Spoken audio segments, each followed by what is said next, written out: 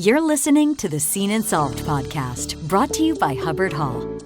You guys just went out a while back and had some really good success with a customer. How did you use the Aquaease cleaners, and what was the effectiveness, and how did it work with that filtration system? A customer that is using a liquid cleaner, they have different lines, all plating rack lines. Every 4 or 5 weeks, they dump all the tank.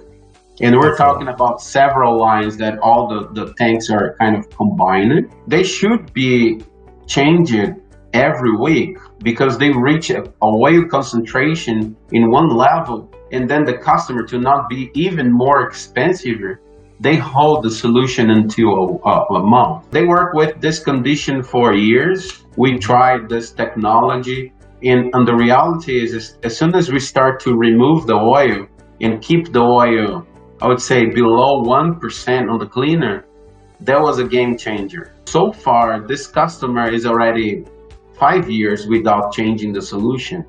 I mean, wow. The same solution, it's only adding product as a maintenance. So no dumping anymore. They're running in a no dump stage for 5 years. So that's incredible. That's incredible. The Seen and Solved podcast is brought to you by Hubbard Hall. Better results, less chemistry.